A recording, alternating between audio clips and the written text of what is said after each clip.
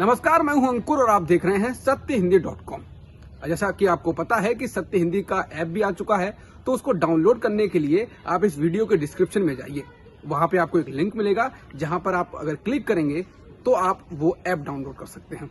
अब एक नजर डाल लेते हैं अब तक की खबरों पर। उद्योगपति गौतम अडानी की कंपनी ने अपने Fortune rice brand cooking oil के उन सभी विज्ञापनों को रोक दिया है जिनमें टीम इंडिया के पूर्व कप्तान और बीसीसीआई के प्रमुख सौरभ गांगुली दिखाई देते हैं।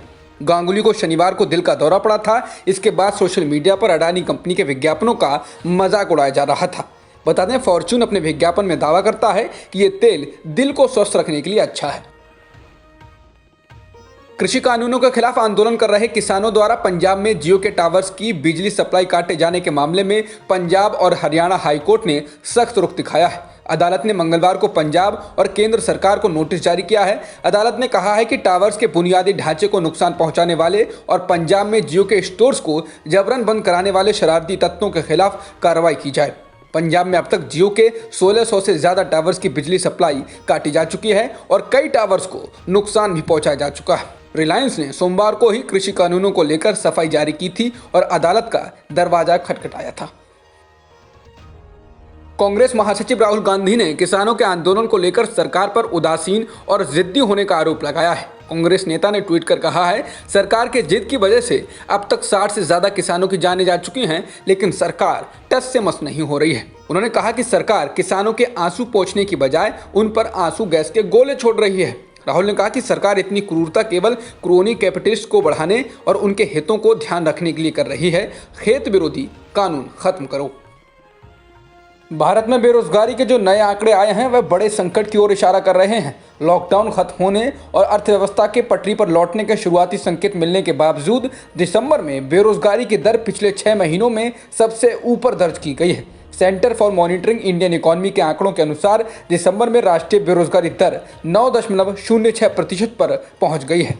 ये नवंबर में 6.51% थी। पश्चिम बंगाल में चुनावी साल का आगाज हो चुका है। विधानसभा चुनाव से पहले तृणमूल कांग्रेस को लगातार झटके लगते जा रहे हैं। मंगलवार को ममता सरकार में मंत्री और पूर्व क्रिकेटर लक्ष्मी रतन शुक्ला ने मंत्री पद से इस्तीफा दे दिया है। मुख्यमंत्री ममता बनर्जी ने लक्ष्मी रतन शुक्ला का इस्तीफा मंजूर भी कर लिया है। लक्ष्मी रतन शुक्ला बंगाल सरकार में खेल मंत्री थे, लेकिन मंगलवार को उन्होंने अपने पद से इस्तीफा दे दिया। हालांकि अभी वो तृणमूल कांग्रेस से ही विधायक हैं। बता दें, पश्चिम बंगाल में इस साल मई में विधानसभा चुनाव होने हैं, लेकिन उससे पहले टीएमसी के कई नेता पार्टी छोड़ चुके हैं, जिसमें शुभेंदु अधिकारी भी शामिल हैं। हालांकि टीएमसी का कहना है कि पार्टी छोड़ने वाले नेता बेकार थे, उनके जाने से कोई फर्क नहीं पड़ने वाला है। इनकम टैक्स विभाग के अफसरों ने मंगलवार को भी कांग्रेस अध्यक्ष सोनिया गांधी के दामाद रॉबर्ट वाड्रा से दिल्ली के सुखदेव विहार स्थित उनके घर पर पूछताछ की है। वाड्रा पर आरोप है कि उन्होंने अपने सहयोगी संजय भंडारी को यूपीए के शासनकाल में मिली डिफेंस और पेट्रोलियम डील को लेकर मोटी रिश्वत ली है और इससे लंदन में संपत्ति खरीदी है। इंडिया टुडे के मुताबिक इनकम टैक्स विभाग के अफसर वाड्रा के दिए बयानों से संतुष्ट नहीं हैं और उनसे कुछ और दस्तावेजों की मांग की गई है। ब्रिटेन के प्रधानमंत्री बोरिस जॉनसन ने भारत का दौरा रद्द कर दिया है। वो इस साल 26 जनवरी को होने वाले गणतंत्र दिवस समारोह के मुख्य अतिथि के तौर पर भारत आने वाले थे। ब्रिटेन के प्रधानमंत्री कार्यालय से जारी एक बयान में कहा गया है कि बोरिस जॉनसन ने भारतीय प्रधानमंत्री मोदी से फोन पर बात की और खेद जताते हुए कहा कि वो इस महीने के अंत में भारत आने में असमर्थ हैं। बयान में आगे कहा गया है कि ब्रिटेन में कोरोना का नया वेरिएंट जिस तरह फैल रहा है, वो पिछले हफ्ते देश भर में जो लॉकडाउन की घोषणा की गई है उसको देखते हुए ब्रितानी प्रधानमंत्री ने कहा यह महत्वपूर्ण है कि वो ब्रिटेन में ही रहें ताकि वो वायरस से लड़ने में जो कदम उठाया जा रहा है उस पर अपना ध्यान केंद्रित कर सकें। भारत में कोरोना वैक्सीन बनाने वाली सीरम इंस्टीट्यूट ऑफ इंडिया और भारत बायोटेक की ओर से मंगलवार को साझा बयान जारी किया गया है। दोनों ही संस्थानों ने पूरे देश में सही तरीके से कोरोना वैक्सीन पहुंचाने के प्रयासों की बात कही है। ये साझा बयान तब आया है जब दोनों ही कंपनियों के अधिकारी पिछले कुछ दिनों से जुबानी जंग में लगे हुए थे और जिस पर देश में काफी विवाद हो रहा था। दरअसल बीते दिनों जब भारत बायोटेक की कोवैक्सीन को मंजूरी दी गई, तब सीरम इंस्टीट्यूट के आधार पूनावाला का एक बयान आया जिसमें उन्होंने सिर्फ ऑक्सफर्ड, मॉडर्ना और फाइजर की वैक्सीन को सुरक्षित बताया और अन्य को पानी की तरह बताया। जिसके बाद भारत बायोटेक के कृष्णा एल्ला ने कहा कि उन्हें ऐसे बयान की उम्मीद नहीं थी। हमने अपना काम ईमानदारी से किया है, लेकिन कोई हमारी वैक्सीन को पानी कहे तो बिल्कुल मंजूर नहीं होगा। हम भी वैज्ञानिक हैं जिन्होंने अपना काम किया है।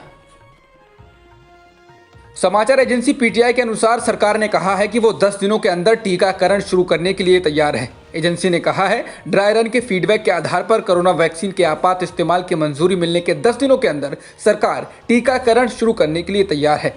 2 जनवरी को देश भर में कोरोना वैक्सीन का ड्राई रन हुआ था और उसके बाद से सीरम इंस्टीट्यूट ऑफ इंडिया की निर्मित वैक्सीन कोविशील्ड और भारत बायोटेक की कोवैक्सीन को सरकार की तरफ से इस्तेमाल की मंजूरी मिल चुकी है। सुप्रीम कोर्ट ने मंगलवार को मोदी सरकार के ड्रीम प्रोजेक्ट सेंट्रल विस्टा को मंजूरी दे दी है।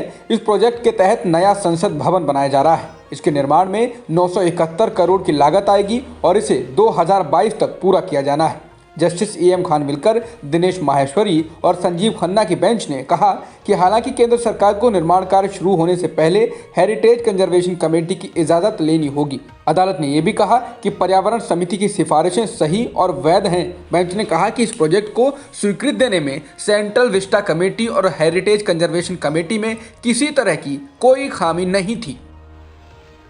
रिपोर्ट्स के अनुसार इस बार भी आम बजट 1 फरवरी को पेश किया जाएगा और 29 जनवरी को राष्ट्रपति रामनाथ कोविंद संसद के दोनों सदनों को संबोधित करेंगे। बजट सत्र 2 हिस्सों में होगा।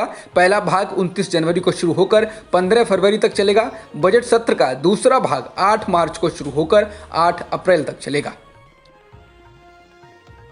उत्तर प्रदेश में पिछले महीने आए गैर कानूनी धर्मांतरण कानून के समर्थन में 224 पूर्व नौकरशाहों, जजों और अकादमिक लोगों ने पत्र लिखकर इसके लिए यूपी के मुख्यमंत्री योगी आदित्यनाथ की सराहना की है। फोरम ऑफ कंसर्न सिटीजन्स नाम के बैनर तले ये पत्र यूपी के पूर्व मुख्य सचिव और राज्यसभा के पूर्व महासचिव योगेंद्र नारायण के नेतृत्व में लिखा गया है। ये पत्र उन 104 पूर्व नौकरशाहों के पिछले हफ्ते लिखे गए पत्र के जवाब में आया है, जिसमें इस कानून पर सवाल उठाए गए थे और कहा गया था कि यूपी नफरत की राजनीति का केंद्र बनता जा रहा है। कोरोना वैक्सीन के आने पर राहत के बीच अब देश के कई राज्यों में बर्ड फ्लू फैल गया है। राजस्थान, मध्य प्रदेश के बाद हिमाचल और केरल तक बर्ड फ्लू से दहशत मच गई है, जिसे देखते हुए राज्य सरकारों ने अलर्ट जारी कर दिया है। केरल ने तो इसे राजकीय आपदा घोषित कर दिया है। मध्य प्रदेश में 23 दिसंबर से 3 जनवरी तक 376 कौओं की मौत हो चुकी है। इंदौर और मंदसौर से भेजे गए सैंपल में बर्ड फ्लू की पुष्टि हो चुकी है। हिमाचल प्रदेश के कांगड़ा के पौंग डैम की झील में हजारों की संख्या में मारे गए पक्षियों की रिपोर्ट भी पॉजिटिव आई है। हरियाणा के बरवाला क्षेत्र में रहस्यमय तरीके से मर रही मुर्गियों की वजह से इलाके में एवियन फ्लू का भय है। यहाँ करीब 1 लाख मुर्गी और चूजों की मौत हो चुकी है। उत्तर और मध्य भारत के राज्यों में जहाँ बर्ड फ्लू बढ़ रहा है, वहीं दक्षिण में ये फ्लू दस्तक दे चुका है। केरल के अलापुझा और कोट्टायम जिले में बर्ड फ्लू की पुष्टि हो चुकी है। भारत में एक दिन में कोरोना संक्रमण के 16,375 नए मामले दर्ज किए गए हैं और 201 लोगों की मौत भी हुई है, जिसके बाद देश में कुल संक्रमितोों का आंकड़ा 1,03,56,000 के पार हो गया है और मृतकों की संख्या 1,49,850 हो गई है। फिलहाल एक्टिव मामले 2,31,000 से अधिक हैं। अब तक की सुर्खियों में इतना ही। बाकी खबरों के लिए बने रहिए सत्यहिंदी.com के साथ। सत्य हिंदी का ऐप डाउनलोड करें गूगल प्ले स्टोर पर।